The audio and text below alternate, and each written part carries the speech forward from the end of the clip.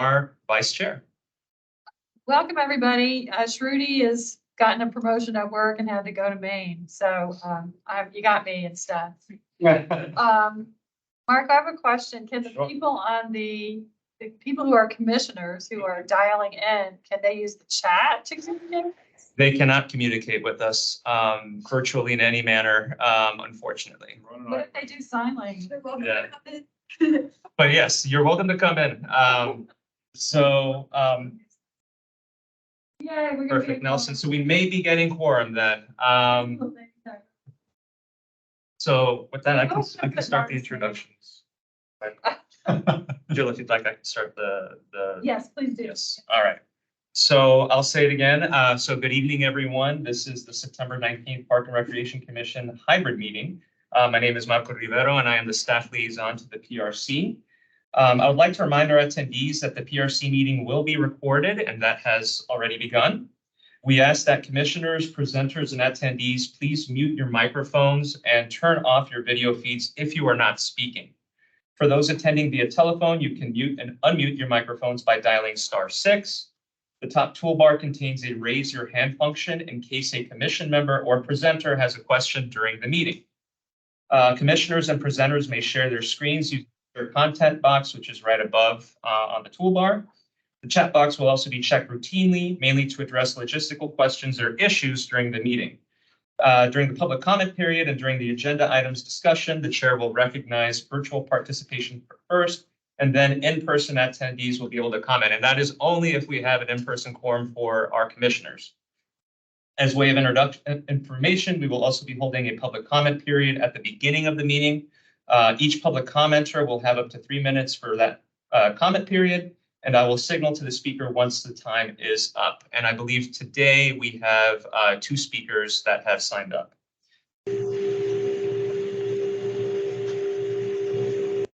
Over to our vice chair.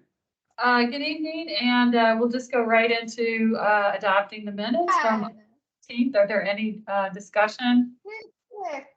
And is everybody okay with adopting the minutes? Do we have quorum at this point? Or did you see Adam out here? Yeah, I think you can find us. Our usual room. Yeah, I was like, All right. At this point, now we can take action. All right. All those in favor of the August 15th minutes? Everybody by saying aye. Even the people online can vote. Okay. Our pass. I did want to recognize that now we are now at in-person quorum, so we can take action on voting items. So thank you, Madam Vice Chair. Okay. So now it's back to you for the public comment. All right. So we'll recognize first for the public comment period, Mr. William Barrett, and that'll be followed by Ann Bodine. So, Mr. Barrett.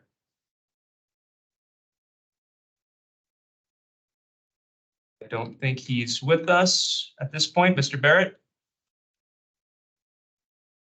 Okay, we'll go back to you once you come on to your. So we recognize. Hi, can you hear me? Yes. So thank you very much, Madam Chair and Mr. Rivera, for letting me speak today. I am from Lyon Park. My name is Ann Bodine. I've lived in the county about 30 years. I just have some general comments, and then I'll try and bring it down to your commission's mandate. But I've talked to a lot of people around the county about Plan Langston Boulevard, and I have some larger concerns that I wanted to share with you, and hope you'll take them into consideration. In broad terms, the PLB plan will fundamentally change Highway 29 or Langston Boulevard from a key transit corridor with low to medium density to a green Main Street with buildings up to 15 stories. Specifically, those would be around the Spout Run Line Village Shopping Center. But density will continue along the boulevard up to 10 stories at Lee Heights and 7 stories further down at Harrison, with a lot of infill in between that will go above by right density. I'm concerned with some of that because a lot of what goes unsaid is that by right density will be added onto, and the county plan has this sort of buried within it in various sections that they will add onto it during site planning. They will allow extra penthouses that won't be counted. So 15 stories could become 18 stories. And that's on a very environmentally sensitive site that probably can't even accommodate underground parking because it's literally sits on top of Spout Run. So I have a lot of environmental concerns there that I hope you'll at least ask questions about. More broadly, I also have concerns that the county is on a mad dash to densify without looking at the long-term consequences. In 2018, the county projected 63,000 more residents by 2045 with then current zoning. And since then, we've added 12,000 people with a new Pentagon City sector plan. The county approved the missing middle plan that's going to allow 6 times more density inside neighborhoods. And the county is not reconciling all of these densification plans with all of the comprehensive plan goals. And that's where your commission comes in to look at some of our other priorities. Other concerns I have that the study began a long time ago in 2015, 2016. They came out with the first scenarios that actually modeled the density in 2021 in the middle of COVID. I think people were also preoccupied with missing middle at that time. There have been a lot of public engagements, but I think there's other priorities that we should be asking the county, why shouldn't they take priority? Namely, there's been population stagnation in the last 2 years. We even had a population loss. So some of these concerns where they're talking about housing crises, that's very ill-defined, and we need to ask ourselves, does that crisis still pertain? And has it changed in any way? And is Langston Boulevard density going to answer the problem? The next question is office vacancy surges. I think you're aware that's probably one of the largest priorities for the county. They have a record 23% office vacancy rate, which means a bleeding hole in the middle of their budget. I'm sorry, that's time at 3 minutes. That was 3 minutes? Yes. Okay, sorry. Thank you, Ms. Bodine. You can submit written comments. Yes, she did. Remind her that. She can, and I just wanted to recognize too, to see if we had Mr. Barrett with us as well on the line. All right, so I'll just summarize his written comments. Sure. If you guys want to refer to him, he is a representative of, what's the name of the school? There's a school right Yes. across from like Heidelberg Bakery. And he's concerned about the Langston Boulevard plan with respect to encroaching on the space for the kids to play. So obviously we want to make sure kids have good space to play. the Rivendell School. Rivendell, that's it. Is it a public elementary school? Is it No, it's private. That's- Private school, okay. What grades? I believe it's K-8. Okay. Great, thank you. All right, we're on a tight timetable tonight. Yep. I hope everybody reviewed the slides before and have come up with their concerns, because we're going to try to get through these 2 presentations and our questions by 7:55. So I'll turn it over to you, Marco. All right, so our first agenda item is the Planned Langston Boulevard presentation discussion, and we have Natasha Alfonso from CPHD joining us tonight, who will be presenting on this topic. Thank you, Marco, and thank you to the commission for inviting us. I'm going to go ahead and share my screen, make sure that you all can see the slides. If you can just tell me, just to make sure, because I'm moving things around. Can you see the slides? Yes. Okay, good.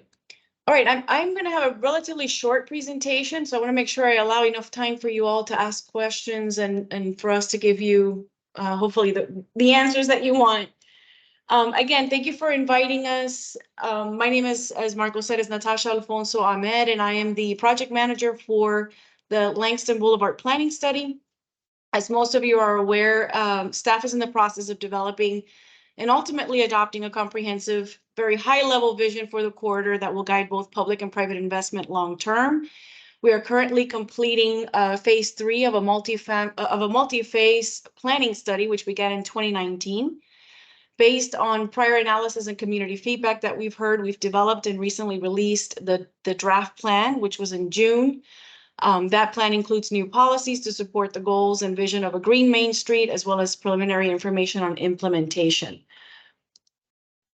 The plan's vision and recommendations for corridor-wide elements, which include transportation and open space, apply to the complete planning area. The recommendations also focus primarily on the core areas, which are outlined in pink on this map, and includes areas that are located on or nearest to Langston Boulevard, areas designated for commercial and multifamily uses on the county's general land use plan, and in very limited locations, areas that include single detached homes.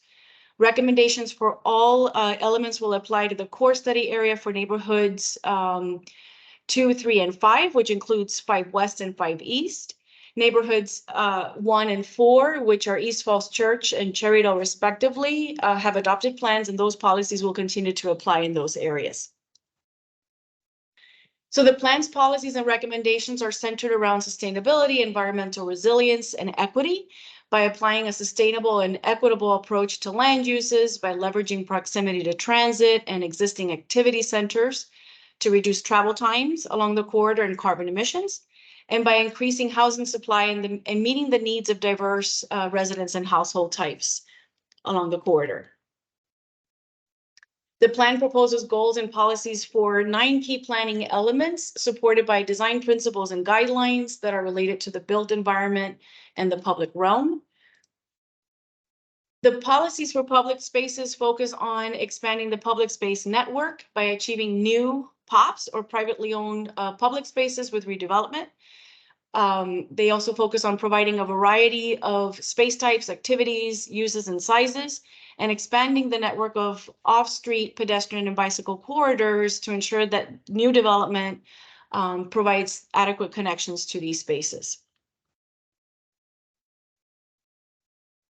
So there are 24 publicly owned spaces in the planning area with varying degrees of accessibility and types of amenities. The biggest barrier that we have in the planning area, obviously, to connectivity is Langston Boulevard, which, as we know, separates neighborhoods from nearby schools, public facilities, and public spaces. The corridor itself is very difficult to cross north-south. East-west, there's also very little connectivity, and there's significant changes in topography, which make walking and biking a lot harder and discourages that kind of activity. So to achieve the vision for this green Main Street in the planning area that links, again, neighborhoods to businesses, to the mixed-use activity nodes, to housing and public spaces, we need a new land use framework. This map that you see here illustrates how development in the corridor should be concentrated in the mixed-use activity hubs, connected by areas that are predominantly multifamily, to be able to expand opportunities, for increasing housing supply along the corridor and therefore affordability. The plan proposes 4 new activity hubs in addition to the existing ones, which are East Falls Church and Cherrydale. The framework itself supports the policies for public spaces by, again, concentrating development in the core areas to support commercial activity, expanded residential uses and densities, and access to new public spaces.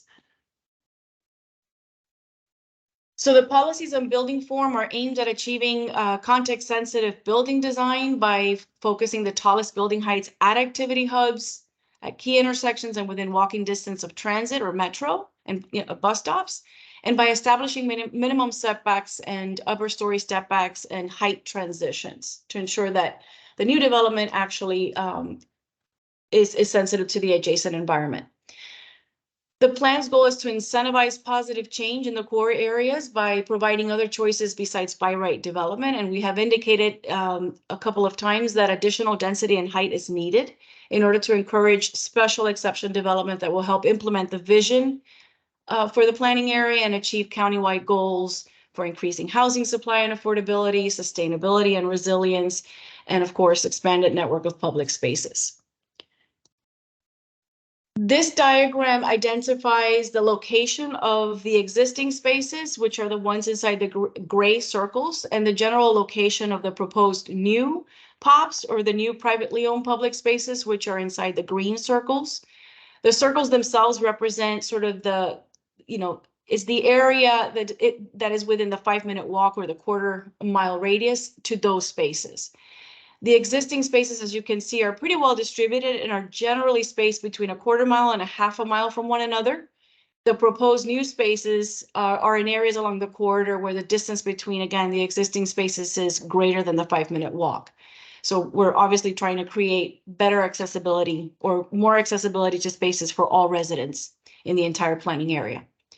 In general, the new spaces are identified, again, in activity hubs where the parcels are large and they can accommodate the space, along with new development, where there's opportunity for consolidation with adjoining parcels, and where there's opportunity to provide stormwater detention or overland relief in order to reduce the downstream flooding and flood risk. The new spaces are anticipated to be delivered by the property owners and developers pursuing redevelopment, and we do expect that those spaces will be maintained and retained under private development while providing, again, public access easements to those spaces.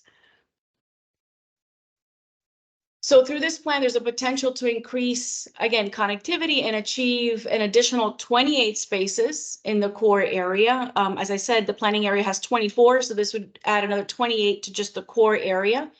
So in all of the neighborhood areas, the plan shows more public spaces in the form of greenways, parks and plazas, and certainly more than what we showed in the preliminary concept plan, which was released a year ago. In Area 2, for example, the plan increases the number of parks and plazas by 4 for a total of 6. In Area 3, the plan increases that by 2 for a total of 9. In Area 5 West, the plan increases it by 6 for a total of 12, 2 of which are in existing resource protection areas along I-66, the south side of I-66. And then finally, in Area 5 East, the plan increases that number by 1 for a total of 2 spaces. So the design guidelines that are included in the draft plan for the public realm are also intended to support the policies for public spaces. They provide recommendations for designing new parks and plazas, as well as existing and new greenways. The design guidelines include specific recommendations for the Custis Trail and particularly for development along the Custis Trail to make sure that there is sufficient building frontage and setbacks to accommodate space for pedestrians, for cyclists, and more importantly for landscape areas, since we know that in some portions of the trail it is pretty narrow. And then finally, this map or this slide just identifies the areas that we have recommended specific detention for underground, like underground vaults at these public spaces or overland relief. And as you can see, there are a few in Area 2, as well as in Area 3 and in Area 5 West, where the critical areas for detention and relief are needed. And that concludes my presentation. If you have any questions, I'm happy to take that.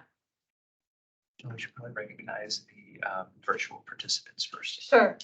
Thank you very much for that presentation, and we will turn first to the people that are virtually participating. Do any commissioners have any comments or questions that are on the screen? Okay, I'll turn it over to Cole. Thank you. It sounds like a massive undertaking we're adding lots of density, and we've got a plan for schools, and we've got a plan for green spaces. And right now, one of the things Parks and Rec has been doing is we're fighting for every square inch of green space that we can get. And what we've learned some things along the way, and I don't know if you have some lessons learned from Ballston and Clarendon, but when we deal with privately owned public spaces, what's happening is we get these requirements to activate the space, which essentially means that in these plazas, they become sales venues for the storefronts or ground floor of whatever's there, and sort of takes very much away from the notion of it being a green space. And I'm wondering if we're going to have maybe some restrictions or plans that are going to limit that kind of activity when they say, oh, we're going to have movies at night and tents in the day. And I'm a little concerned. I'd like it to really be publicly owned private space that has a spot for people to sit in and enjoy some green. So that would be one point of view anyway, to strongly recommend we not activate those spaces, but keep them as nice spots for people to sit, read the paper, walk the dog, whatever, green. Cole, can I just make like one correction? I think you Okay. can say you've been privately owned, publicly accessible space, not public space. Right, public, I'm sorry, right, thank you. Yep, I just was wishing. that's okay. I was like, just my concept. Okay, so I just wondered if you had some thoughts on that or. Sure. Well, the plan does identify the types of spaces that we'd like to see in each one of these neighborhood areas. And apologies, I was trying to minimize the amount of time because I know we only have until 7:55 and you have another item. But with me on the call is Ryan Bauma, who is the with ACOM planning consultant on the study. So if we need to, we can ask him some specific questions as well. But I just wanted to say that the plan identifies this sort of specific types that we would like to see in each one of these neighborhood areas. And it is pretty varied, but it does allow for flexibility to be able to determine whatever the types of uses and the design and all of that, at site plan, basically because many of these communities, we don't know when the developments are going to come in, what the real need in that particular area is. We have heard from a lot of communities that there's a real need for playgrounds and areas for activities for children. And so we would really like for that to be determined at site plan review when there's going to be more, of a global look of what the real needs are in those particular geographies. I understand that part. I was more interested in the commercial, the commercial aspects of it. And what percentage has commercial space been designed into those pops? So we are not identifying for any of them that there has to be commercial activity or, let's say, amenities that support commercial activities.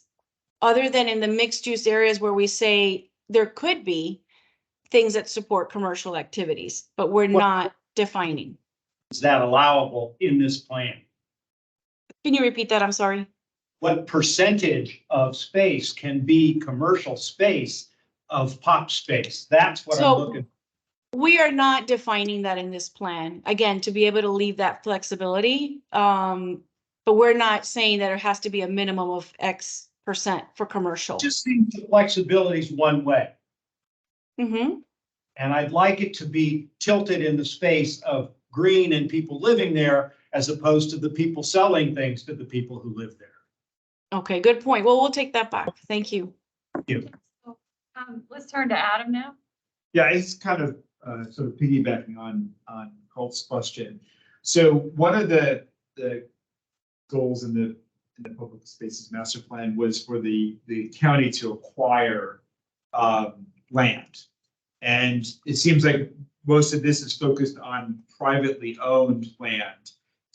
Is there any focus or any thought was given to using this plan as an opportunity for the county to potentially purchase or acquire publicly owned land? Yeah, for publicly owned spaces.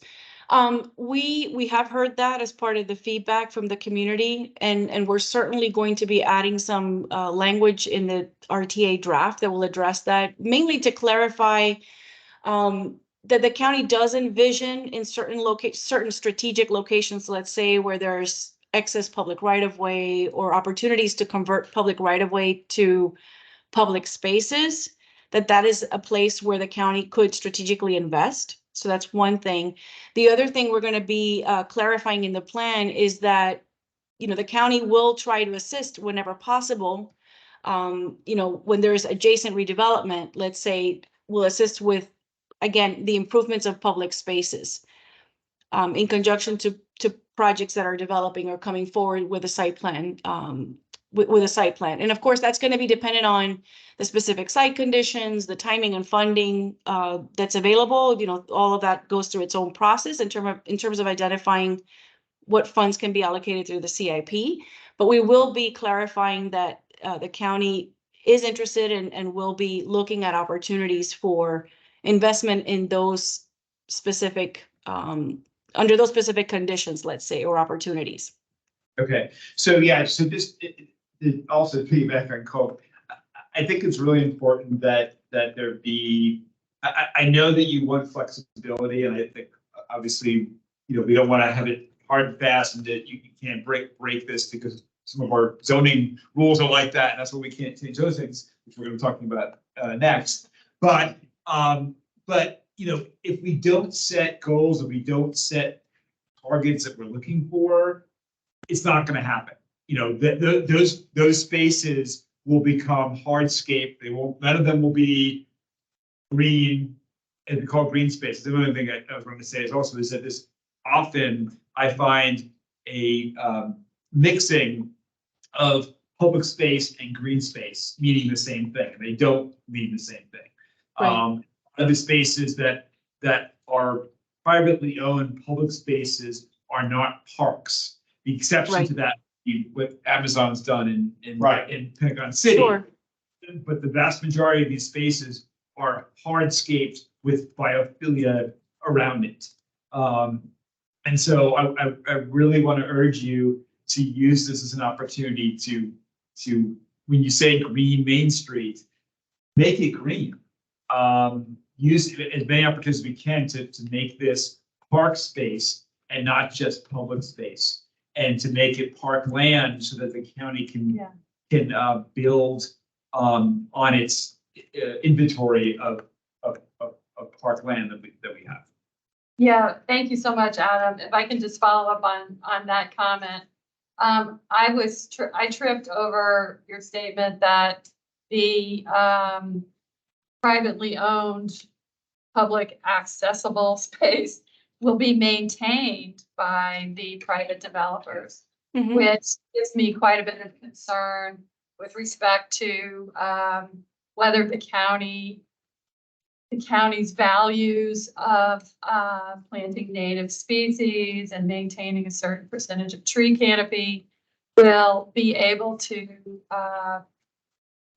be pursued and maintained in these privately maintained areas, and who would enforce it and how would enforcement occur.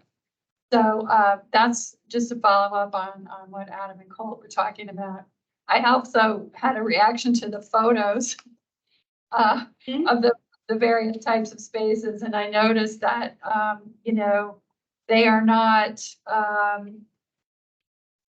overly filled with native plants and native trees, and there, you know, there's a lot of hardscape there. So just at this time when, you know, we're fighting climate change every way we can, I think that's a real high priority. My question has to do with tree canopy cover. I know the county is working very hard to try to increase, to get at least back up to the 40%, which evidently we have now dropped below. And so my question is, what are the backstops that are in the plan with respect to maintaining and increasing tree canopy cover? Sure. So there were a number of questions there that I'll try to hit all of them. I'll start with the last one you just asked about in terms of the tree canopy cover. So the plan currently only identifies a target, let's say, for public facilities and parks that are owned by the county, which I can't remember right now what the number is, but the plan only identifies a specific target for those. We will be adding in the RTA draft additional specific recommendations for private development to provide specific targets for tree canopy coverage on site. So that's coming. But we do recognize that we want to get to the, you know, to improve the coverage along the corridor. As we know, the core itself has very little tree canopy coverage. So anything that we do is going to improve it, but we don't want to do just the minimal. We want to be able to provide very specific recommendations so that all development provides increased tree canopy coverage. In terms of the greening the main street or greening the corridor and the whole planning area, you know, we are trying to balance many different goals for this planning area. And I think one of the things that we said earlier on is that this area, for the most part, is pretty well served when it comes to, you know, the types of recreational facilities and parks and all of that in the surrounding area. Obviously, if there's new development or more density, we're going to need to augment it. and provide additional spaces to support the new population. So that's for sure. But one of the challenges that we have is that we don't have along Langston Boulevard large parcels of land that could be allocated, just for recreation or just for green space. And so in addition to that, we're trying to balance different goals. We need land to provide housing, to increase the supply of housing. So with that, we have looked pretty carefully at every square inch of land in every one of these neighborhood areas. Like, as I said, in the core where you have vast amounts of impervious surfaces, parking lots, where it's mostly commercial, and aging buildings and multifamily buildings that are also in need of redevelopment, to see what opportunities we have to create new public spaces. And so everywhere that we found an opportunity to do that, and then also provide stormwater detention and overland relief, that was a priority. So it's just been a challenge to try to accommodate more spaces, simply because we're trying to balance the different needs along the corridor. But I think overall, with the tree canopy coverage recommendations, with recommendations for greening, not just on site, at the perimeter of the site, on the ground level, but also on buildings, to create softer edges, we will accomplish that goal to green the corridor. It'll just take a little bit longer, and over multiple, it's going to have to happen over multiple efforts. It's not just going to be, through one park or through a series of parks. It's going to be a number of different things to be able to accomplish that. Right. Well, I would just encourage you, I'll get to you next one. We had a wonderful presentation. I hope somebody can remind me who gave it, about the definitions of greening buildings and how much variety there is and how much miscommunication often goes into greenwashing sometimes. Chris Kreider and Chris Laura Kreider, Schaub. right. Yeah. That's Yeah. That was a wonderful presentation because they are working on refining those definitions so that we can all be speaking the same language when we speak to one another. And Sure. I think that strictly relates to buildings. Maybe I'm wrong, but I would love to see a similar set of definitions applied to green space. And so, to be XYZ type of green space, you have to have certain percentage of trees or whatever. Something along that line, so much percentage of hardscape. So we all know exactly, what we're talking about. And then I'd also really love to see that there are requirements for native plantings, not just, crepe myrtles everywhere. Okay, so I'll stop there and go to Melissa. So like Colt had mentioned, this is definitely a huge undertaking. I am personally excited to see the density to alleviate the housing crisis in Arlington. But I did have a quick question. I don't know if I missed it.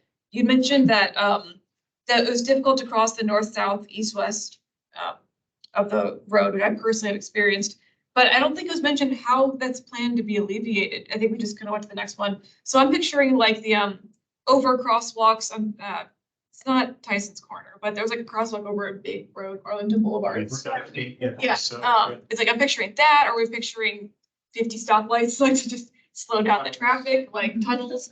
Is there any suggestion of what that will be? And if so, how we can make that perhaps public or green space if, we, I don't know, the tunnel could maybe have some stormwater implementations around it or something. So just putting that out there, if that's any idea, we know what those walking alleviations will be. Sure. So the plan does have very specific recommendations for improving the corridor. I didn't share that today just because we had very limited time and I wanted to focus on the public spaces, but we do consider Langston Boulevard an important public space because it is the streetscape. So for the most part, we're proposing to reduce the lane widths, which will reduce the amount of pavement area. We're also proposing to create protected bicycle lanes, which basically adds a layer of landscaping along the street edge. And then in addition to that, another layer for street trees. So reducing the overall pavement area and increasing the landscaping areas along Langston Boulevard is one thing that we're proposing. The other thing we're proposing is providing additional crosswalks, improving very specific key intersections where we know there are just safety conditions, safety issues and concerns for people to cross. And then the other thing that we're planning to do, of course, is to encourage the use of transit. So by increasing the headways, so that, you know, they're not 20 minutes or 30 minutes, but instead they're 10 minutes, that would encourage people to use transit, as well as, you know, bicycling and walking, which will eventually reduce the number of cars along the corridor and make that a much more walkable, a much more pleasant environment. So that's from a transportation standpoint. But there's definitely ideas to green that corridor from at least from end to end within the core areas, the areas that we're showing for change. Thank you. Sarah, Thanks. Yeah, seconding the comments of other commissioners, which is a massive undertaking. This is a huge planning area. I don't think anyone's acknowledged that. Like, yeah. the fact that you have 5 sub areas is really, I think, testament to how much work you're doing. And I definitely recognize all the competing priorities there. Within this plan, the focus on stormwater and also privately owned public space, and the language about using privately owned public space for stormwater mitigation, I think is really, really promising, because I think, encouraging functionality of those spaces, both from a recreational perspective, but then also an environmental perspective, will get at some of the issues we've seen in site plans about them and it not really being maintained very well. Like, if it has to be maintained to mitigate flooding, then people will maintain it, right? But I am a little concerned, in the design guideline section for the privately owned public spaces, there isn't really any strong language about stormwater and low impact development and kind of how those spaces can be designed to be more functional. And so I'm wondering if, there's an opportunity there to add a bit more detail and specification and recommendations on what those types of changes to the spaces could be to achieve the overall stormwater goals of the plan. But in the weeds, I guess, not, We'll take that into consideration, sure, to see if there's anything we can add to add more detail. Thank you. Mm-hmm. I was just thinking about a little bit out loud, so this might be coming from left field, but if we're going to be reducing the amount of traffic and the lane width in this corridor, are we expecting that some of the traffic will divert to other arteries like Wilson Boulevard or Route 66? And have we figured out how we're going to address that? So we've analyzed the traffic issues, and there's Ryan. He can give you a bit of a summary of the analysis. But yes, we have analyzed it. Yeah, that's a really good question, and something we certainly needed to be thinking about in concert with all these land use and public space changes. We did do an analysis that compared the current future that the MWCOG sees for 2040, and we compared that to the future that Plan Langston Boulevard imagines. And we were particularly concerned about, would we be pushing trips onto nearby streets? And what we found in that analysis is that that really wasn't happening. Maybe there were a couple spots where the congestion went up just slightly in 2040. But for the most part, the emphasis on transit and bikeability did a lot to offset the increased trips that would come with the growth. Right. And basically the remainder of the network had very minor impacts, almost negligible. And in fact, we did the increase in population, more people. It did incorporate that, because we were using, again, the MWCOG model that anticipates growth throughout the metro region. So we were taking into account as well, by doing that, trips that might originate in Fairfax County and end up in DC that this plan can't really directly influence, but still may move through. So those factors were part of the analysis by using that COG model to do it. But if you don't mind me pointing out, this isn't just that. You were talking about adding substantial amounts of density in these different districts, well beyond a region-wide guess or estimate about, trips or population in the past. You're talking about adding an enormous amount of density all along parts of Langston Boulevard. Was that integrated into? Oh, absolutely. Absolutely. What is the expected increase in population along the corridor? Based on the density? So we know it in units, right? Ryan, I think it's a net increase of approximately 10,000 units. And Yeah. just to clarify, the model that Ryan is talking about, he compared it to what the potential growth would be along the corridor based on these heights. Correct. So And it did account, right, for the projected increase, the projected 10,000 net new units, and therefore, the people and the cars. yes, and the transportation analysis also accounted for the planned growth elsewhere nearby, like in Falls Right. Church or other parts of Fairfax County, or in Metro Washington, D.C. in general. So all of the growth that's currently in the COG model for 2040, plus what we were adding addition to that with plans to Langston Boulevard, was taken into account. Oh, so you considered the 10,000 units as additive to MCO? For the purposes of this analysis, yes, we wanted to be on the conservative side and add that to the overall model. So we didn't, for example, take those units away from another part of the region. We considered it net additive to the county because we wanted to be intellectually honest and rigorous with what we were studying. Okay, that's fair. Interesting. And again, that's building in the assumption that there is going to be substantially enhanced public transport. Absolutely, that's critical. The analysis proved how important that is. Is likely in the form of buses, since most of these are not within easy walking distance of a metro stop. The short answer is yes.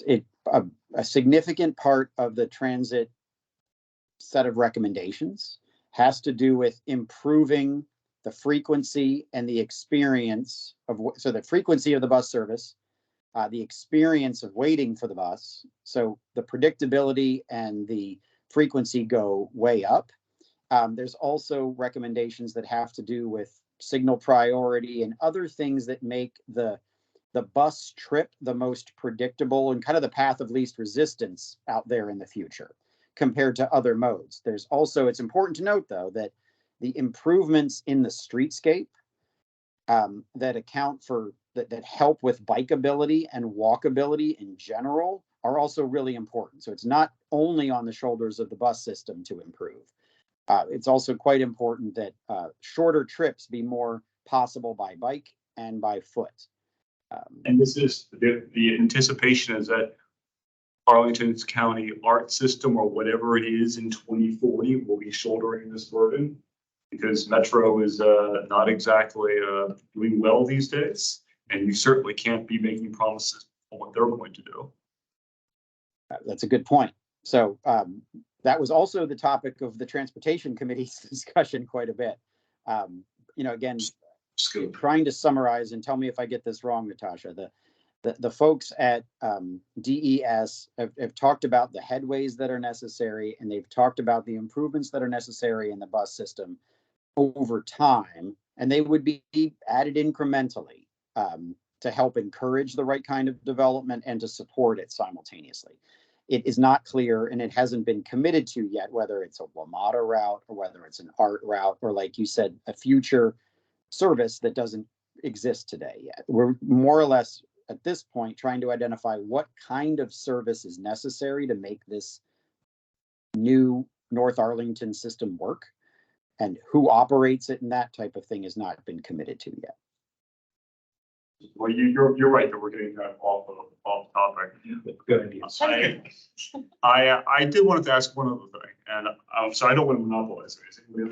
Go ahead. Melissa, do you have one That more? was bus related, which is not our lane. Go ahead. Yeah, okay. Others have commented about this too, and I just want to contribute to that I appreciate the complexity here and the fact that you've scrutinized the whole area looking for public space that can be used for all kinds of purposes. And that there's a lot of different facets to this. Stormwater, greening the street, and green and street stormwater in particular desperately needed along Langston Boulevard. Yeah, absolutely. I find though that in regards to parks and recreation, that the dependence on proposed privately owned public spaces as a adequate substitution for actual parks and public space, which can be influenced by the people who live in Arlington and which react to what people in Arlington want, it's completely inadequate for the type of growth that is being planned for you. And then when you factor that the transportation needs to these areas, I mean, there are places, particularly north of Langston, that are pretty well served in terms of parks and recreation, but they're also pretty well used. And you're going to be adding a lot of people, presumably a lot of families. They're going to need more, and they're not just going to need a plaza to hang out in. They're going to want playground space. They're going to want active recreation space. Adults are going to want active recreation space. And there's nothing in here. Yeah, I have to say, I think that's a really good point. We are already like above max capacity. I think the county is doing a survey of the use in the parks, right, Marco? We're going to be getting a report on that whenever it's finished, but everybody who's played sports knows there's not enough space to play sports. And spaces are getting beaten up because they're overused in some ways. yeah, so I have to echo that. I think that's a really important thing to think about. Yeah. And you know, one place to look for that, of course, is the community centers that are up there, Langston and Lee Center, in terms of how I know Lee's supposed to be renovated, built or something like that, right? Is that true? Is there a plan the Lee Center to be redone? I think it's in the queue. It may be in the queue, but I would have to reconfirm Okay. that.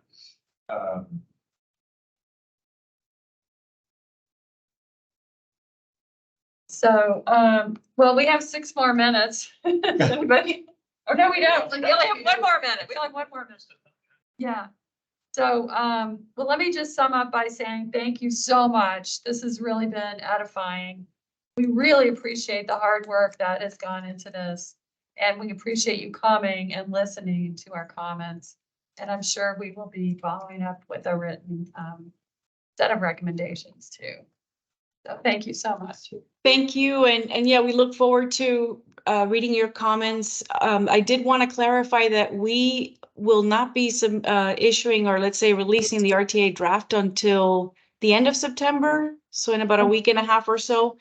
We're getting ready for PC and county board RTA hearing in October, early October. So there's time when, you know, when you get the revised or the RTA draft, there are things that we haven't addressed or there are things that are still missing.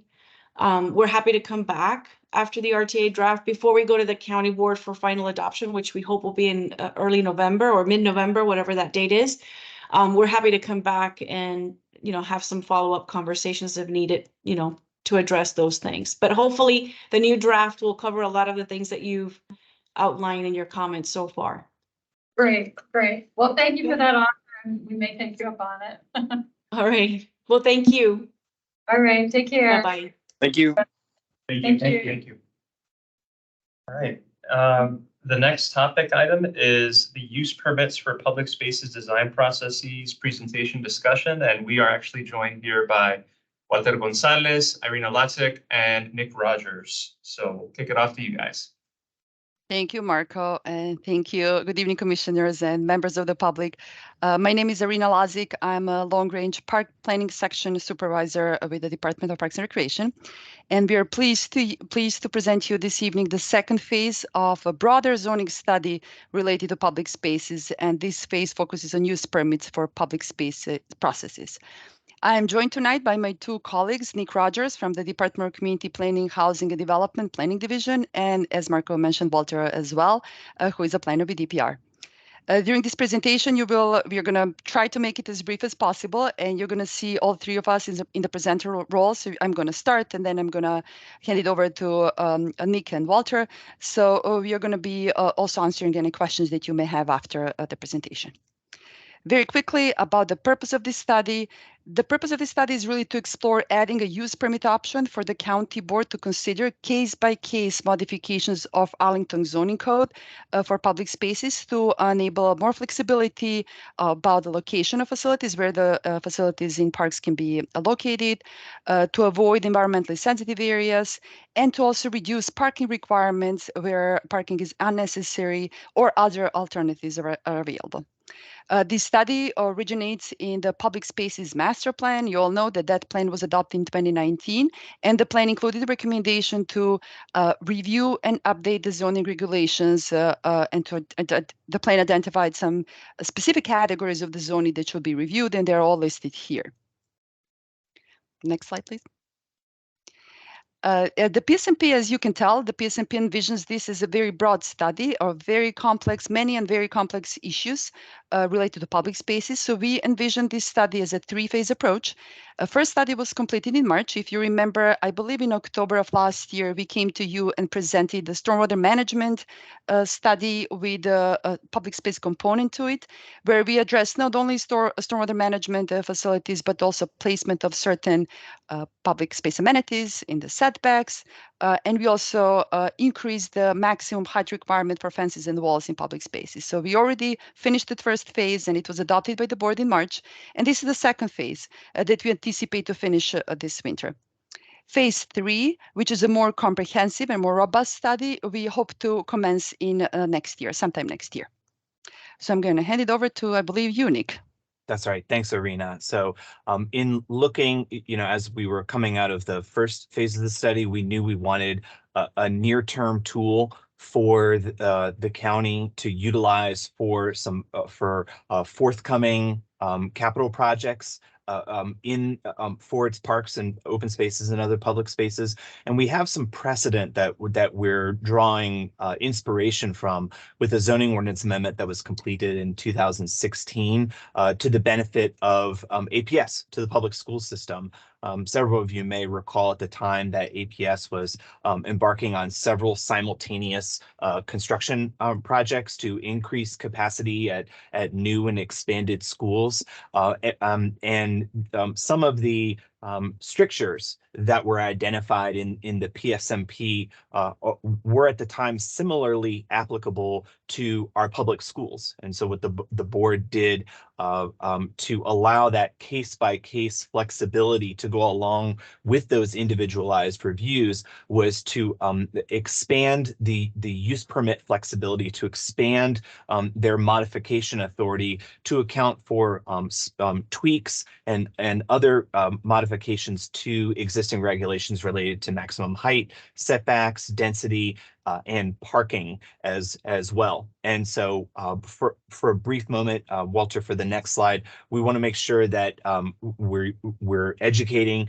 the members of the commission about the use permit process. This is a type of land use application that a business or an institution can file in order to receive approval for a type of land use activity that is generally acceptable and desirable in Arlington, but if located at certain, if established in certain types of locations, may cause different types of land use impacts, oftentimes transportation related, or there could be impacts related to nearby residences. And so because of the potential for concern, the county does not permit certain types of uses, for example, bike share stations, outdoor cafes in the right of way, as well as live entertainment as well. That's that middle image there for with the DJs. Those go through a county board review process that oftentimes they are on the consent agenda. Staff has reviewed those in consultation with adjacent property owners and adjacent civic associations.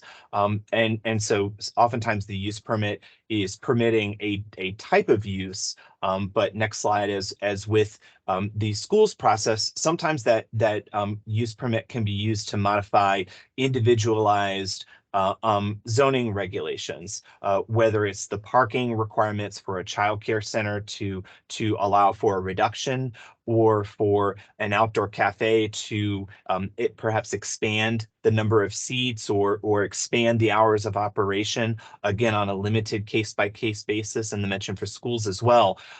What we're evaluating are different measures and individualized zoning regulations that can be relaxed or modified in some way, shape, or form to the benefit of the public space system. And I will clarify, this is predominantly for parks that are operated and maintained by DPR. I know a lot of the conversation with your last item was related to POPs that are coming through the site plan process, privately owned public spaces. We're really talking about DPR operated parks, our public park system, with the heart of this zoning study.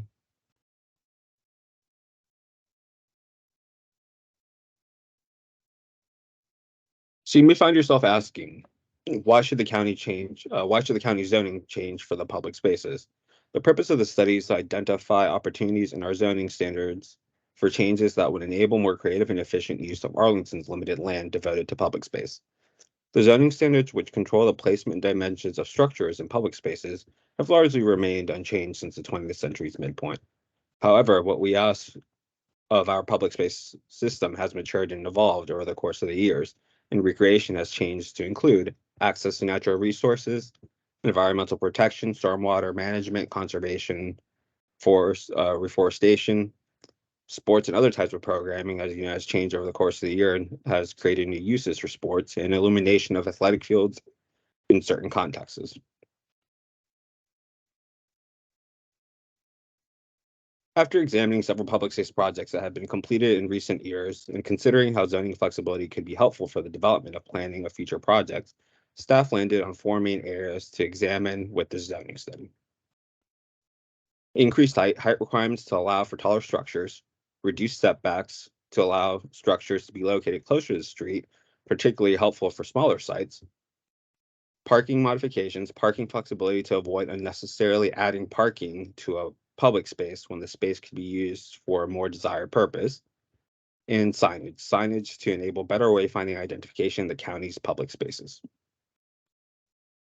So we'll go through each of those 4 categories. Madam Chair, I'll talk a little bit about some of the applicable regulations, and then Walter will follow up with some examples of potentials and possibilities, sometimes from retroactive case studies as well. And so what you're seeing here on the slide are the maximum height requirements for both the S3A and the PS zoning districts. I know that the Parking Rec Commission is accustomed to seeing our park master plans and other park projects coming through the process, usually having S3A, sometimes that PS zoning. And the heights that we have listed on the slide here are absolutes.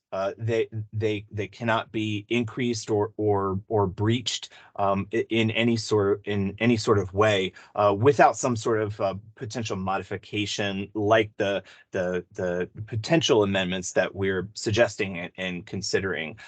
We've listed some of the types of structures and amenities that appear in our public spaces that need to adhere to these heights. Again, here in Arlington, we don't have exclusions or other types of cutouts for the zoning standards that are applicable to county operated and owned parks. We need to follow our own rules. And so what we've identified with a lot of this study and going back to the PSMP is that those rules need to be adjusted to help maximize the public space system. So Walter, I think you were going to talk about Jenny Dean a little bit.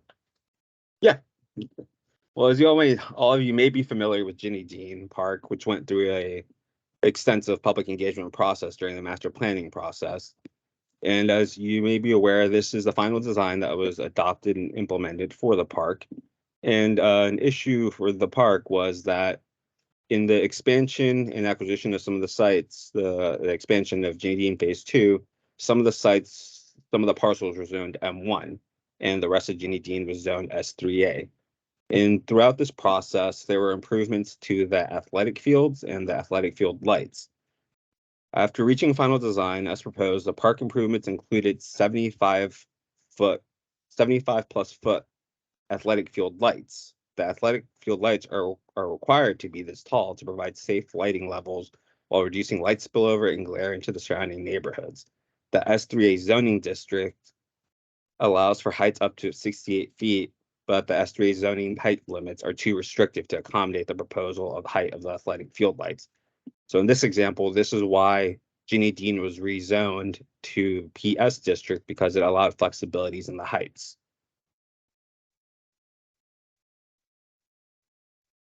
Walter mentioned some of the zoning ordinance's setback requirements as well. I acknowledge, Madam Chair, that this slide is a bit wordy, and I hope you'll consult this and reference this for further study. But the idea, the main idea that we want to share is that particularly for smaller sites like the one that Walter is going to share momentarily, these setback requirements, which have a purpose and intent in order to create orderly spacing of buildings based on, from site to site, from property to property, they can counteract and impinge upon some of the creativity in the site design and layout that comes with the particularly a master planning process or other types of upgrades and improvements to the public space system. Now, the board has already adopted some flexibility for the play equipment, the trash receptacles, the bike racks, the performance stages, some of the common amenities that again are bolted to the ground and prior to March of 2023 also needed to be outside of the setback. So we've introduced that flexibility, or the board has already adopted that flexibility rather, for the smaller amenities that would be in the park. We think that there's a lot of utility in extending modification authority, again, through that use permit process on a case-by-case basis for different types of buildings potentially. And this diagram just lists some of just a pictorial of how when you start pinching in on a home site, this is a diagram from the zoning ordinance where those no build zones are on the perimeter of the property. Again, this is a typical diagram, a theoretical diagram even. As the commission can understand, not all of our public space properties are perfect rectangles in this regard. Yeah. And so, Walter, I think we were going to talk about Bailey's Branch. Yep. So Bailey's Branch is a project that we wanted to highlight. Currently, I'm not sure if you're familiar with Bailey's Branch. It is a narrow linear 2-acre park situated in Columbia Forest neighborhood, and in the near future is set to start the master planning process for it. I'm not sure if you can see in the diagram below or the legend. It might be a little difficult, but I'll call out some of the things in the legend just so you can see on the map there. In the blue on the map, that is the RPA. The yellow line is the street center line, and the green is the park parcel property line. And these will come into play as we continue talking about this example here. So I'm sure if you remember on the previous two slides where you had the setback requirement to the front yard, given that Bailey's Branch is zoned S3A, currently right now, if you look at the park, you will see two lines of different colors. The first line you will see will be the purple dashed line. That would be applying the 50-foot setback from any street center line into the park. The following line you will see is an orange line, dashed line, which is the 25-foot setback from the back of the property line, which is be the green. As you can see, it doesn't really leave us a whole lot of space, buildable space. And as you can see in the park itself also, there are grade changes to the site. Half the park is in the resource protection area. It's heavily forested. And currently, based on the setbacks that were presented currently, given that they are front street setbacks, it's a very limited space that we have and a very limited area to plan within itself in there. We'll have to push amenities closer to the property line in order to mitigate those concerns regarding tree canopy and staying outside the resource protection area, while also taking into consideration topographical changes that are, it's kind of hard to see in the aerial view, but I believe you should be able to see it on your left-hand side at the corner of the park here off Columbus Street. As you can see, it slopes upward, so there's topographical grade changes, which would present challenges when designing.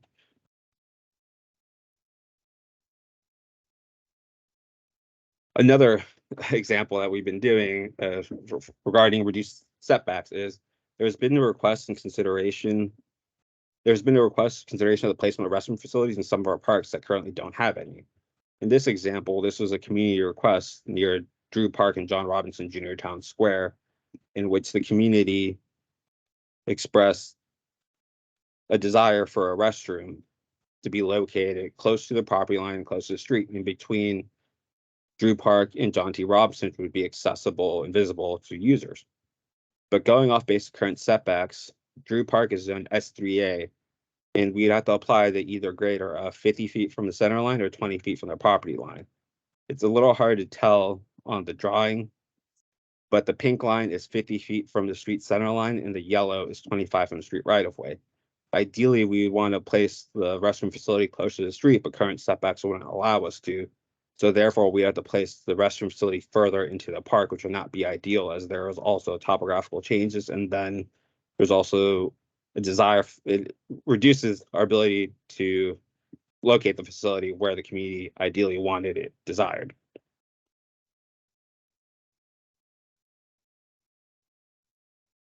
Another example regarding setbacks, specifically related to courts and athletic field lighting, is Upper Bluemont Park, which is currently going through a planning process as well. Currently, the Upper Bluemont Park conceptual design has proposed a redesign of the Upper Bluemont tennis courts and park after a year-long community process, and the community expressed desire in reconfiguring and relocating tennis courts outside of the resource protection area and pulling them closer to Manchester Street.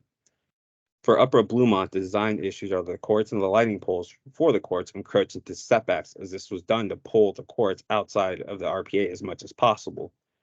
In the next slide, you will see lighting poles for the tennis courts that have been placed inside the setback as well. Here you can see an exhibit regarding the proposed conceptual redesign of the Upper Bluemont Park. The same setback requirements for S3A apply here. The larger, either 50 feet from said center line of any street or 25 from any street right of way. As shown in the exhibit, you can see the property line in red, the RPA boundary in green, and the setback lines dashed, as well as the general location and plan of the draft concept plan. As you see in the exhibit here, there are 3 light poles circled in purple at the bottom along South Manchester Street. That would fall within the setback, and this is a common issue that we run into. The location of these poles makes sense given the location of the courts and help with illumination and help illuminate within the park boundaries.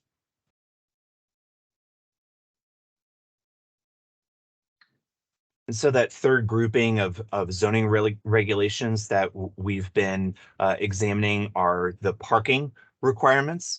And so one of my favorite statistics that I like to highlight from the PSMP is the fact that 47% of our parks are no more than 2 acres in size. And so with that small area and with so much, as an old planning director that I worked for used to say, where we're trying to fit 10 pounds in a 2-pound bag, where we have so much that's going on with our parks related to natural resource management, stormwater management, casual use space, as well as more sport courts and other activities, the space is at a premium.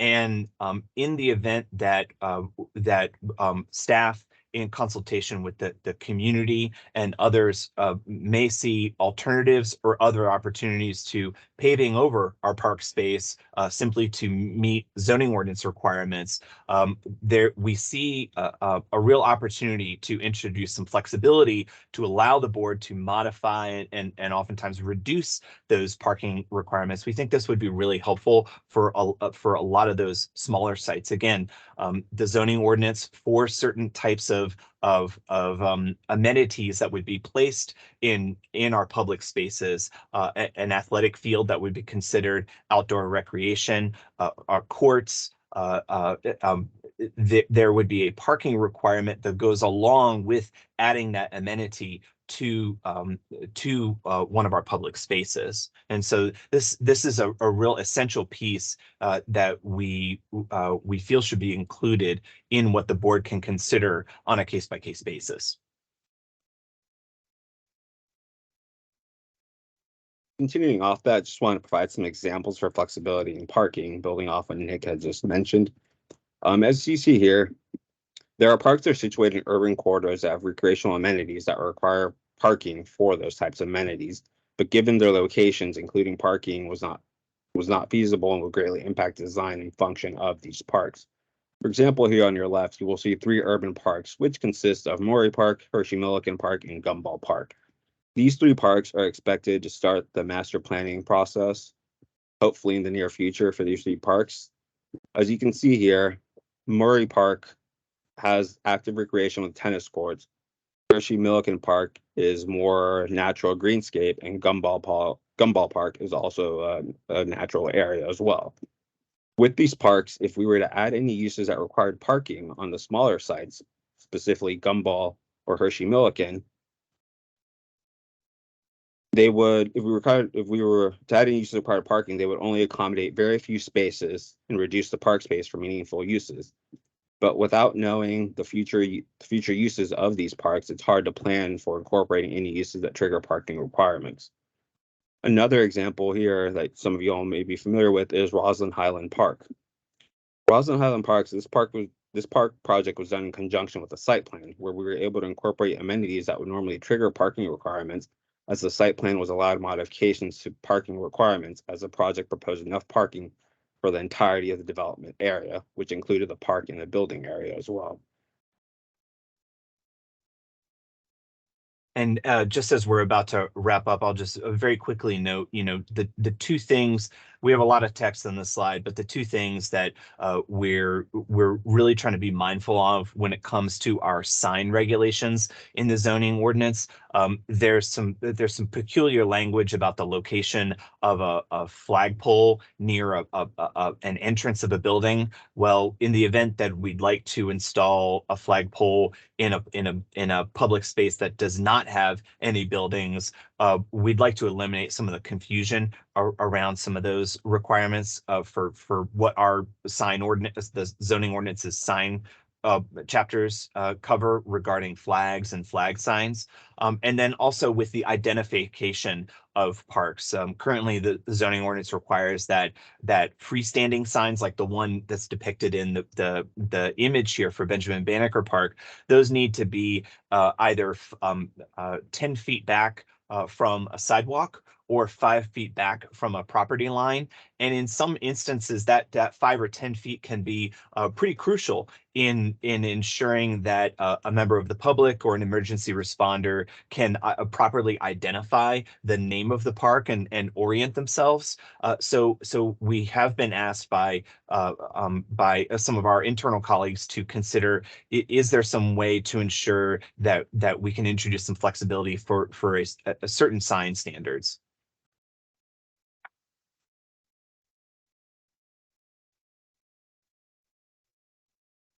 And Walter, we can't hear you, unfortunately. Sorry. Thank you. And this here, we just wanted to highlight the public involvement with the public space planning. I'm sure you all are familiar with it very extensively at this point. Just want to let you know here that usually for most of our public planning projects, we follow the county's 6-step engagement guide. Typical projects have 2 to 3 engagements, but larger projects will have more engagements depending on the complexity of the project. And these engagements can vary either in-person meetings, virtual meetings, or pop-up events in order to solicit feedback on top of online feedback surveys to solicit feedback as well. Usually with the engagements, the first engagement might be a visioning with the community, solicit feedback on design. Of course, it depends on the scope of the project and the type of project. Second engagement would be refining those concepts in order to come up with one final design. In that second engagement, third engagement would be finalize concept, refine it, and then hopefully go for adoption for county board of that park master plan. And if I can just add, Walter, this is very important because I think what we're trying to kind of relate to you is that this zoning study is not replacing any of this public space planning. You all know this, but I just want to kind of state it and confirm it. We are always going to have a public engagement for our either park master planning or design project. So we are going to work with the community to come up with a design that will then, based on that design, we are going to be asking for a certain use permit modification. So use permit modification is really just adding another process, extra layer of process, but it will allow the county board to consider the designs that sometimes possibly would not be meeting current zoning regulations. So just want to clarify that. And I think some of the examples, such as Bluemont, some of the other ones that Walter provided overview of, I think they're kind of proving this fact that we go through these extensive processes and there is good things that we're trying to do to avoid the environmentally sensitive areas, to listen to the community, and then, you know, we are stuck with the not being able to complete the project because there is a zoning obstacle on our way. So just wanted to clarify that we're still going to have our extensive public engagement processes and for all of our projects, as you know, because you're all involved in that. So just want to clarify that. Okay, thank you. Thank you. Time for questions? I think Nick has a One more. final Okay. one. We'd no, that's fine, Madam Chair. We would like and we'd prefer to have our work wrapped up and on the county board's agenda with their December meeting by the end of this year. We have several engagement. Really, our appearance tonight is essentially the first publicly facing conversation that we're having with some of the analysis that we've been working on and some of our thinking. We have an online feedback form that just went live today. We've shared that with Mr. Rivero, and we're hoping that can be shared with you and those of your neighbors as well.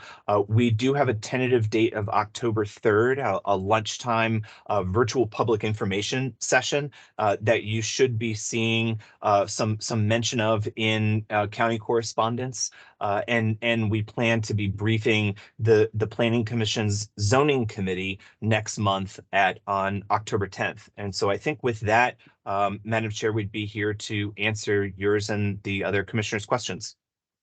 Great, thanks. Just on this topic, so if we were to write a letter, what would we do? Just trying to figure that out. So, I mean, I guess the commission can work on a letter at any point during the process, but I would imagine they would need one prior to the December county board meeting, if that is the time frame in which this item will be coming forward to them. Okay, perfect. All right, and just to summarize and make sure I'm understanding the process that you're asking for, you're not asking to change any zoning rules. What you're asking for is to add a element of process so that zoning rule changes can be considered, that which is presently not the case. Is that a correct summary? That's a great elevator pitch. I wish we had consulted you before we did the presentation. Yes. Okay, perfect, good, okay. And I- those will I- be done case by case. I think that's also important thing to mention. So even whenever we do go through the use permit process, that really relates and applies only to that certain use permit. So it would not apply to our other project. So we would again have to go, like if we to propose another project, we would have to go to another use permit process. So every time when we request use permit for a specific project, we will go through the same process. So just wanted to add that. So we are not changing at any time. We are not changing the actual zoning regulations for the S3A and a PS district. Okay, and it's each one would require a county board determination. That's right. Yes, ma'am. So I guess you looked at the work associated with that compared with the work associated with inventing a new zoning rule. And you decided this was less work. Maybe, anyway, for now. That's anything. Okay, Yeah, I have so many questions, but I'm gonna try to keep it to a couple. And it has to, it actually takes off from what Jill was just talking about the course of least resistance.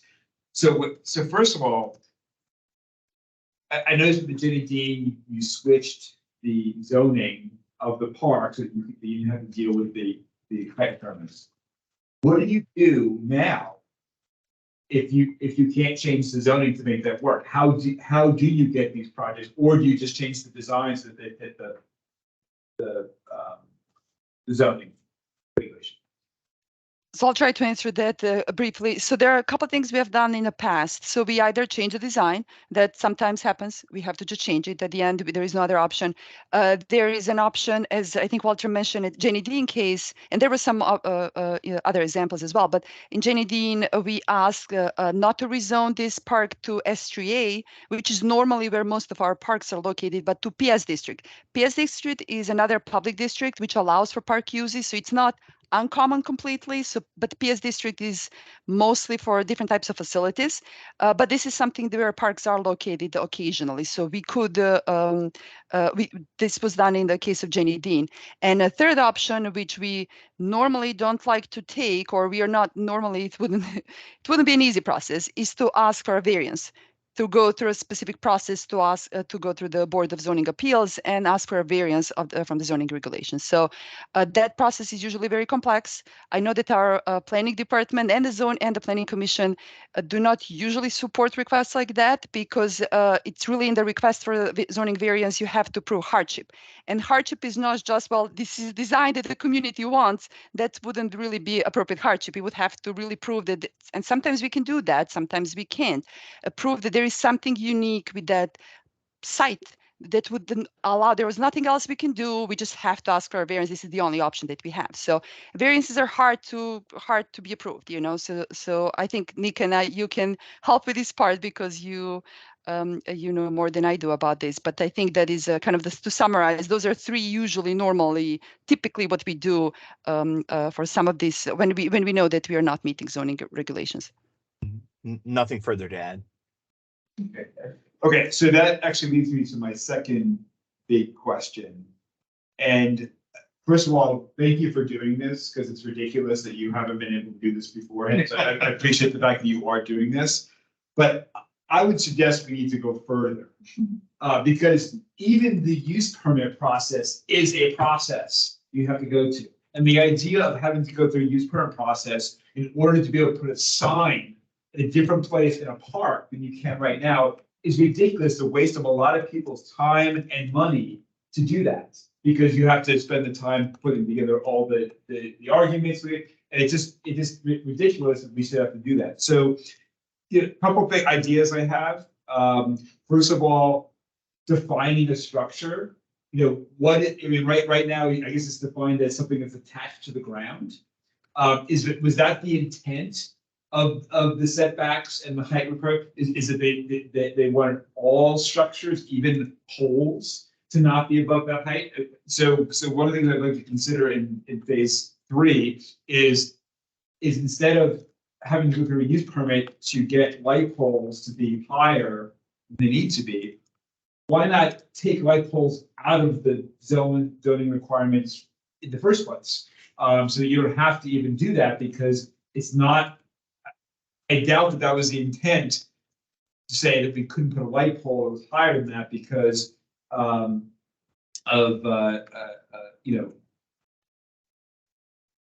intention was probably more about building structures. But anyway, I think maybe similar about how the playground equipment can now be, why should playground equipment even be considered part of the definition of a structure in that sense? Second idea, first of all, why was there confusion about whether the flagpole ordinance applied to a place that had no buildings? I mean, if the ordinance says a building and there's no building, why is there confusion? Is it just clear that the flagpole ordinance doesn't apply to this? Unfortunately, I don't have a good answer. Oftentimes those sorts of determinations are done on a case-by-case basis. So, yeah, I'm sorry, sir. I don't have a good answer to on sort of not just the intent of that regulation, but sort of the outcomes. Let us take that back and in some of our memos to the zoning committee and to the county board, make sure that we're crystal clear and have those details ironed out. That's on us. Yeah, and that's, I mean, it's just, it's more because it seems like all the time that there's the county applies such a strict and there is the zoning ordinances in a way that is not necessarily the intent, but it's designed to prevent us from people saying anything or complaining or suing. It's kind of a risk aversion strategy, but it's just ridiculous that, again, that you should have to go to the county at the county board to ask for you to be able to put a sign in a different location than what the ordinance says you have to do. That's helpful feedback. So I really urge you in phase 3 to work on what are some things that you can just take out of the zoning ordinance altogether. And so that they don't even apply to these. You still have them as guidelines, of course, but not something you have to go to the county board in order to be able to change. Sarah? Yeah, I'm just strongly associating with Adam's comments. The more we can do to make parks easier to build, the better. I don't think anyone in this room disagrees with that. So really commend you all for this work. And this is definitely a good interim phase before that phase 3 where we're looking at, more concrete zoning changes. But I think you've got the support of this commission behind you on that issue. So looking forward to that process when it comes. Sure. Thanks, Sarah. Is there anybody online, any commissioners online that want to make comments or have? I'd like to add one other. That is, thank you for coming to us so early in this process. Yeah. So many presentations, we get a couple of weeks before we have to produce something, which makes it very difficult for us to put together a considered product. So this is wonderful that we have a couple of months to actually chew on this. Thank you very much. You're very welcome. Any other comment? Well, I really do appreciate you being here. Alex is exactly right. It's really tedious but important work that you're working on, because I do want to underscore how important it is to save resources, your resources, and streamline things as much as possible. So, and we appreciate this a lot. And we're only 10 minutes late. Thank you. Thank you so much. Sorry. Thank you very much. It was worth it. It was worth it. All right. Thank you. Thank you so much. Have a good evening. You too. Thank you. The next item is an in-house item, to review the 2022 Bill Thomas Park Volunteer Award process and our potential awardee. So I guess we can kick it over to Melissa and the review team to see if they can provide us a quick summary. Yes, so we met, and there was a lot of discussion, but between the three viable candidates that were given to us, which was Beth Kaiser, the Tree Stewards, and the Friends of the Mount Vernon Trail. All were wonderful, lots of good work there, but we did agree that Beth Kaiser was the nominee from our. Can you remind us who all the people were? Oh, yes, sorry, we had, and on the committee was Bill Browning, who's a former winner of the award. Jennifer Souls, who's a Parks Department member who fights invasives, but I don't know her real title. Oh, That's her real title. Resource Key protection. invasive fighter. As well as committee members, Alex and Nelson. Jennifer is a natural resources specialist. That was a cooler title. But yes, so we discussed it a lot with when to do it versus assessing the actual application. Some we felt, well, not like error than here. We were not quite as complete as others. We have feedback on that. We wanted to know if maybe in the future we could tell nominators, hey, maybe next year try us again and change this part of your application for a little bit better chance. Some we felt were more community focused versus event focused, like building community versus having events. Both are useful, but some of them are more long-standing and sustainable. We felt that Beth's application really represented that, as well as the locality to Arlington land. As we noted that some of them, such as the Friends of the Mount Vernon Trail, some that's on national park land. So it's in Alexandria, so it wasn't quite as Arlington focused, but still very meritable. So any other thoughts from our discussion last night? Yeah, No, so really well. all are very earning, but we felt Beth earned it most. Yeah, I would say, I served with her, couldn't agree more. All right, I think at this point, We should point out that Jen had an observation that she thought that we should consider creating a second category and separating out applications for individuals vis-a-vis groups. That comparing the two isn't quite fair to either one. And that in the future, we might want to consider. I'm sure there are reasons. I mean, there are only 3 viable applications. I don't know whether that's something in past years or not. It may be that adding another category, if you only get 2 or 3 applications a year, isn't really a great idea, but it was something that she had brought up. So she proposed having 2 awards, one for individuals. One for individuals and one for groups. But yeah, last year there was only 2 people, an individual and a group. This year there were 2 groups, 1 individual, so I It's think, just not apples to apples. yeah. Yeah, there may just not be enough applicants to support. Did you want to say something? No, I didn't know groups were eligible. Our men got it one Oh, time. did. Yeah. So what would be the process to make that change? No idea. Oh, they're like, It's kind of kicking. consider, because it felt, for I mean, if we thought it was a good idea, like what would we do next? so one thing I I mean, I think remember it's- when the award, I guess, guidelines were reshuffled, reimagined. I remember former Commissioner David Hell took that on. And he worked alongside, I believe, forgot who it was within our commission at the time, to come up with opportunities for in which that review process could either be streamlined or if there's other considerations that can be undertaken. So that might be something that this commission can pursue within the coming year. So that way, prior to recognizing a winner for 2023, there may be some new considerations implemented as part of the review process. I mean, I think Jen might have a stake in this because if I'm not mistaken, she's going to be heading up a big volunteer. If we get budget for it, I think she's going to be heading up a big volunteer coordinating position or something. So that might be a feeder pool for, future applicants. And it might be pretty nice for her to be able to recruit more volunteers if we could, give them a little recognition.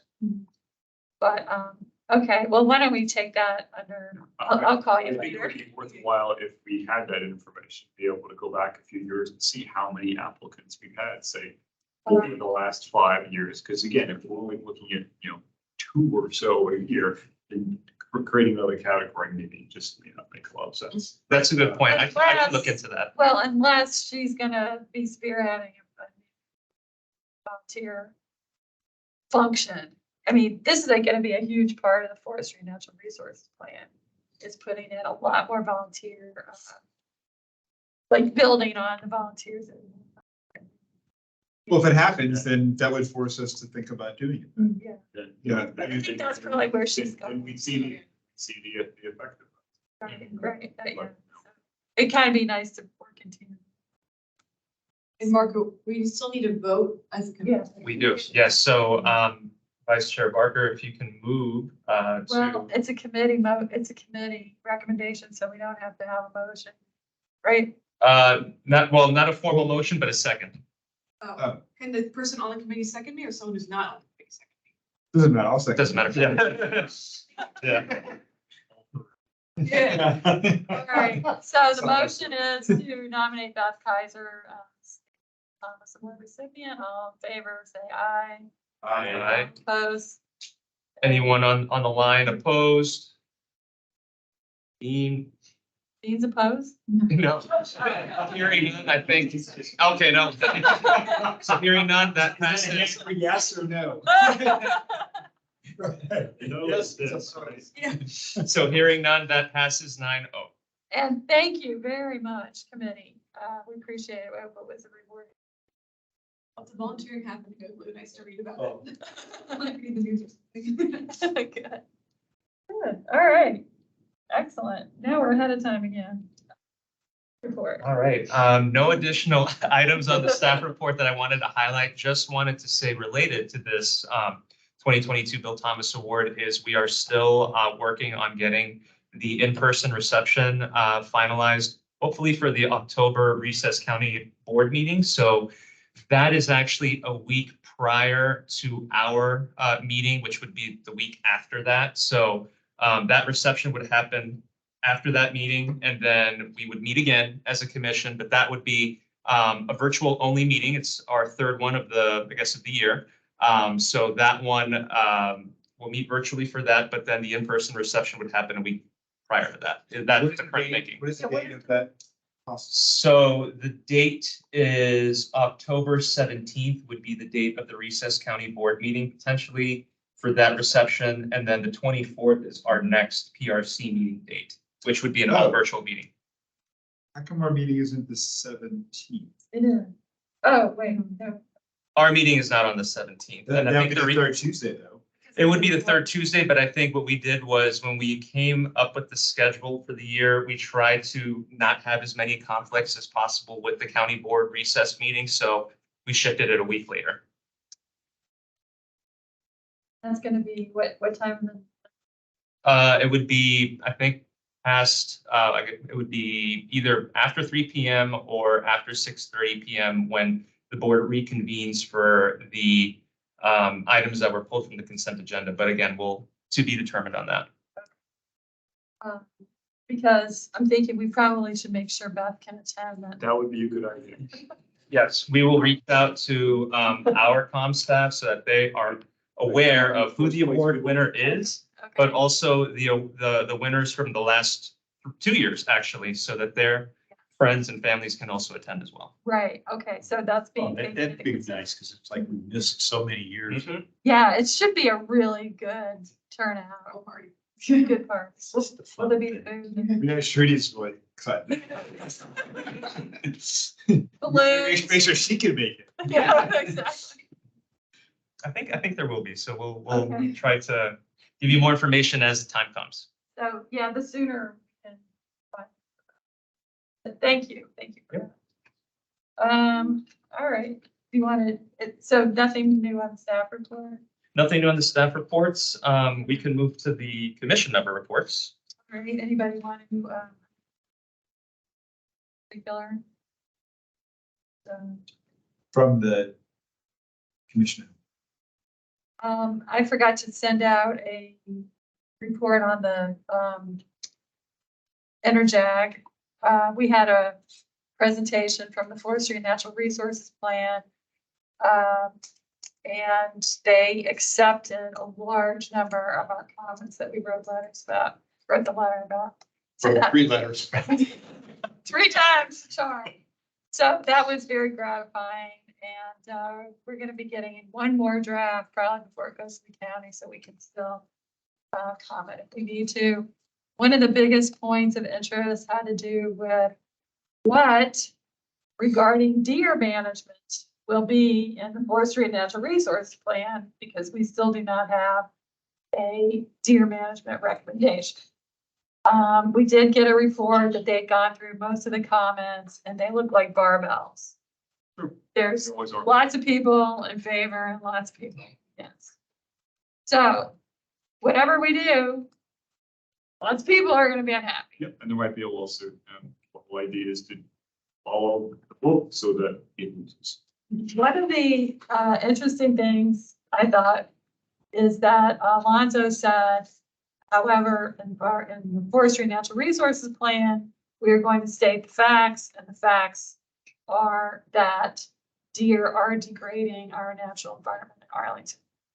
So that's the most explicit remark I've heard on that. The document that was for public comment was just the survey, primarily saying, you know, how bad the damage is. It wasn't necessarily recommendations yet, right? Yes, there's no recommendation. Right. This is our survey. What should we do about it? And then the engagement was the, what should we do about it question. So the statement of fact of deer are, I think he even said, the biggest threat to natural land in Arlington, based on the Browse survey, is definitely going in the plan, which is good. Yes, that was good.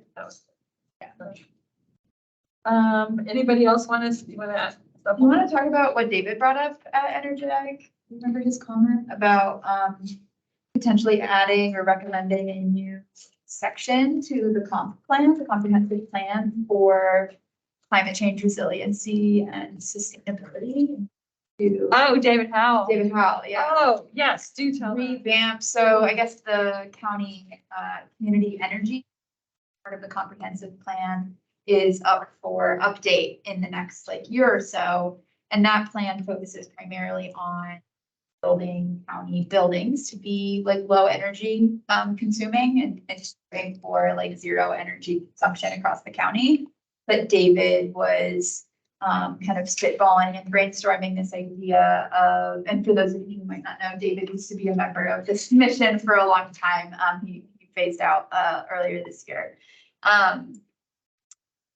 Recommending a new, either revitalizing the energy plan or adding a new one that speaks to overall climate change resilience and adaptation, and not just looking at reducing energy consumption through vehicles and buildings, but thinking about the big picture of climate change adaptation in the county. Started thinking about it while we started talking. I don't know what he said. I wrote that down. But I was like, that's what we need, a climate action plan. Right. And he kind of put that out. So Energag, the Natural Resources Advisory Group, for those who aren't aware, is an advisory group composed of representatives from 3 different commissions. This one, Forestry and Natural Resources, and then C2, E2? Yeah, so G2C2, right, one of those. Which they're the energy, sustainability, environmental commission. Yeah, and so what I think David was thinking is really what is the true intersection of everyone at Energag, right? It's climate change adaptation and mitigation, and thinking about how we should be building a comprehensive plan element around that. Rather than right now, it's kind of in all of these pieces where we talk about it in forestry and natural resources, and it's in the energy plan and public spaces, but there's nothing that really ties it all together in the big picture.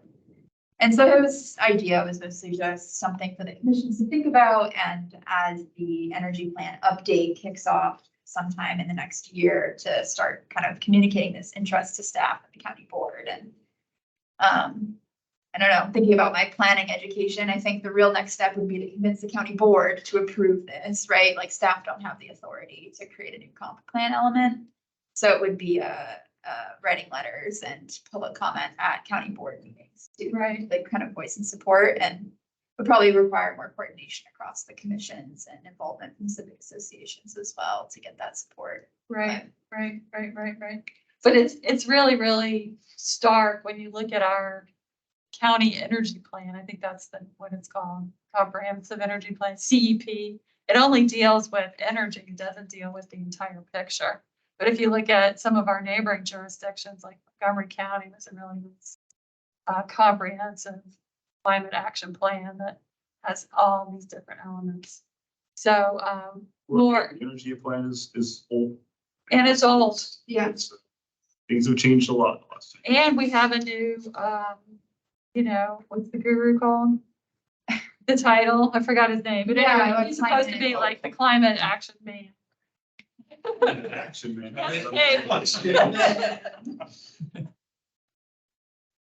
Right? Yes, yeah, we pushed hard for that because we didn't have a climate action plan. Right, it's just a sign maybe that we need some Yeah, so funding. I think we gotta get it.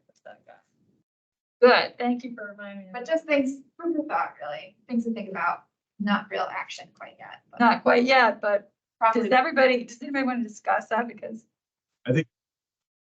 okay, okay. Yeah, if you don't want us to do that. All right, are we on to other business now? We are. Okay, well, since it's just us chickens, I would like to take personal privilege and recognize Colt. Today is his last meeting, and we're gonna miss him so much. I took the liberty of contacting some of the former chairs, some other people, and they have some nice things to say, which I'll read to you. Colt Gregory has been what I would term the perfect advisory commissioner. This is from Bill Ross, the last chair, with Trudy saying it's true. He came in recognition with specific areas of interest and passion, but quickly began applying his intellectual curiosity, contributions, and efforts across the broad spectrum of PRC issues. Colt actively participated in the following areas, among others, always doing his research, interacting with staff, and as appropriate, contributing crucially to PRC discussions and county board letter authorship. Alcova Heights, lots of SPRCs, including National Landing, Jenny Dean Park, Design and Construction, Natural Resources, and Forestry Plan, so many times, and Interjag representative. He says, Colt made my job much easier, and I appreciate his service and friendship. Okay. And then David Howell, who we were just discussing, said, thanks to Colt for his 5 years of service as a dedicated and knowledgeable contributor to the PRC mission. He's made substantial contributions to work from representation of the PRC at SPRCs to informed and important expertise regarding urban nature and its benefits. I enjoyed his collegiality and enthusiasm, and I have been inspired by his knowledge and appreciation of birds in Arlington and our region. So he thanks you for your contributions to the mission of the PRC and making Arlington more natureful and biophilic. So I would just like to add, not only have I known Colt on this commission, but he's a very active member of ARMN, which is Arlington Regional Master Naturalist. And he might have been on the scene before even Beth Kaiser, I'm not sure. And and he's also served on the Forestry and Natural Resources Commission. You lead bird walks weekly for the Audubon Society of Northern Virginia. You educate new naturalists from ARMN, and you serve as a mentor to park stewards, including myself. We will miss you tremendously, but we fully expect to see you around Arlington. Thank you for your diligent, impactful work on the PRC. And we will have a lot of work to do to fill the void that you've left behind. So we wish you all the best. Thank you. Oh, thank you.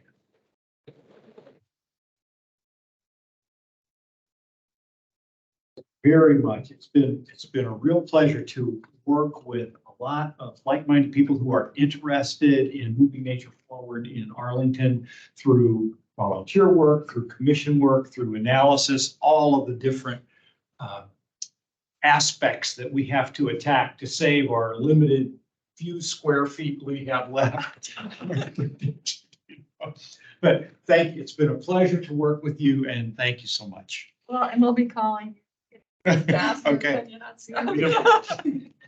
We expect you to show up like David does to different things. He's still email. That's SPRC. So, thank you so much, Cole. Okay, so we have a few little housekeeping things left. We have some letters to figure out. Rudy says she'll work on the plan, like some boulevard letter. I'm happy to work on that. Does anybody else want to work on that too? I'm happy to either help draft or review, whichever she prefers. Okay. I don't know what her method is these days. All right, and then how about the public spaces? Anybody else interested in that? Let's see, what do we have to do? Well, I guess it's just following up on the party. Oh, There's no letter. Oh, do we have to write a letter? We have to write the letter. yes. Oh, yeah, we're Okay. We have to write a letter saying that. Oh, yeah, I'll put that in my notes. Right, Yes. Okay, cool. and, We'll go back for the use permit one. Since we do have a little bit of time, is that something that maybe we should, I'm not saying wait, but that doesn't have to be done by next meeting. oh, no, No. that one he said December. December Yeah. is Yeah. when they're considering it to go to the county board for its review. So, I mean, you Okay, theoretically you have a good 2.5 months to work on it. okay, Approved whenever the meeting is, whenever it needs to be approved. Mhm. right, Yeah, okay. just give us a few days. I mean, what seems I'll to, just start working on it. yeah, you may as well do it while you're fresh. I mean, if you're like me, Right. I'll forget again, so. And just to consider this too, since there is that, oh, by the way, the online feedback form was sent to the commission about an hour before the meeting began. So whatever comes out of that too, may be something to look at as part of the letter as well. Yeah. So that may be something to think about, holding off on any major comments or questions until we get the full, I guess, breadth of the feedback. Right.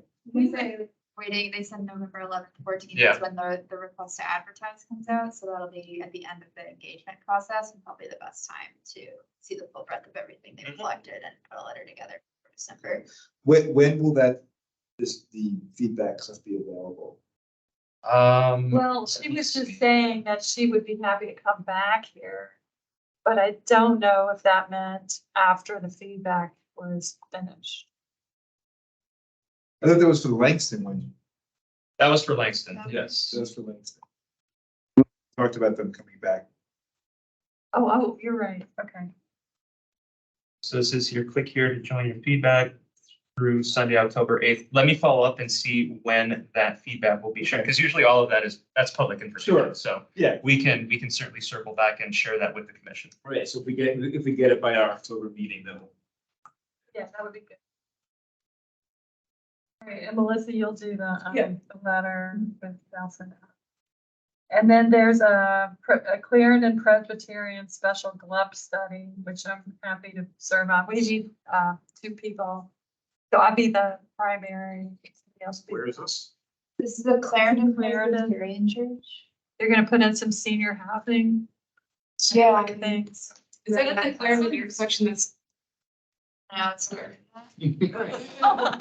it's back in the neighborhood. There's more than one. I'm not sure what you mean. I oh, that's like behind there. Okay, Yeah. so it's Jackson's. Oh. yeah. Right here. So It's it just a is, church. It's in the So Lion that it's a Village church. neighborhood. Yeah. Oh, it's not the big church that sold its underground. Or it's whatever. Oh, Grand Right. So it's not the one it's on. No, that's a few blocks. It's got the big steeple. No, that's Okay. It's actually right, if you just go down this way a little bit, it's there. That's Okay. Charles. Oh, St. the Charles. church. Oh, okay. So this is near that new. Near the, no. No, it's north. It's north. I think it's near this that right here. Corner of Jackson. Yeah. Yeah, that's where the church is. So, yeah, what caught my attention was the senior living facilities. But do you remember anything else about it? I skimmed through their letter. I didn't see anything about open space in the special GLUP, so I'm not sure that it'll be a huge focus. Yeah. I'm happy to serve as the alternate if you'd like. Okay, thank you. I've done a couple of special GLUPs in the Arlington courthouse area already. Oh, so wonderful. Do you want to be the primary and all that? we can. I've never done one. We can talk more after the meeting. I'm really like behind. I should be more.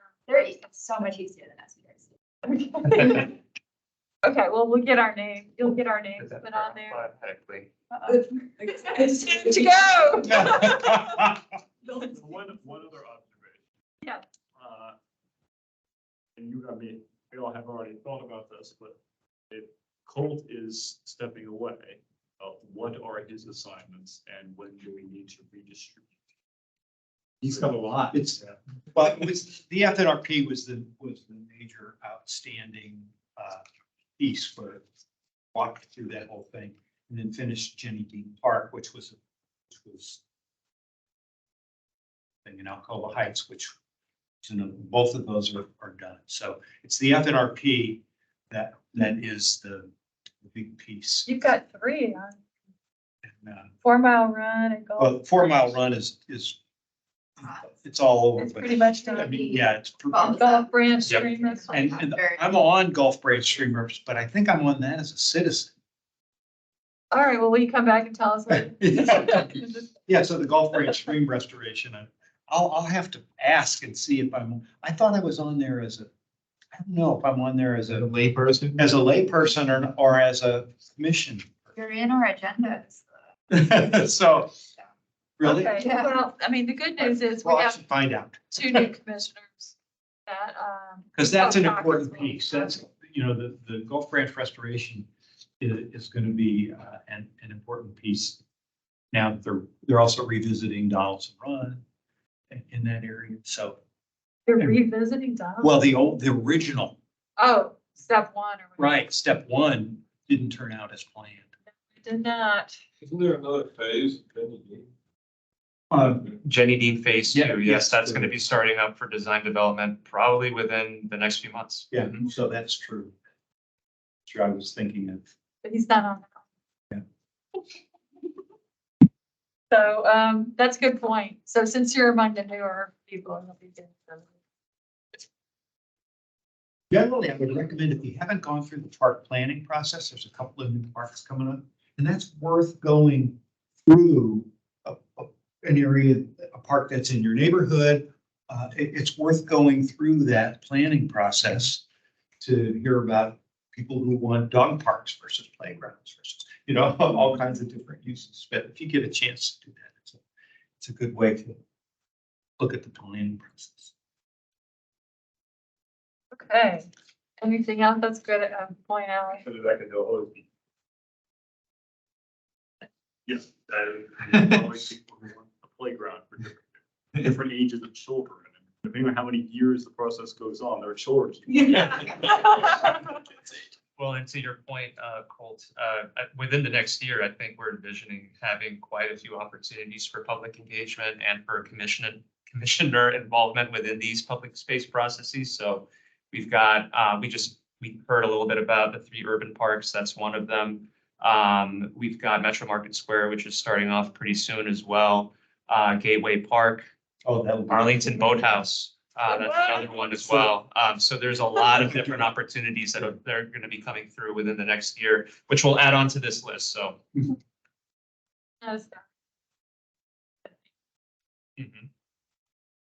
Well, thank you guys so much for having a quorum and letting us vote. That was really close. And so we'll let Trudy know the good news when she comes back from Maine. So if there's nothing else for the good of the cause, I invite you to the meeting. Okay. Thank you. I didn't know it was your last meeting. Oh, Thank you, Michael. Thank you. Can I take my sign? I don't see why Yeah, not. these are fancy. These are. No. White out your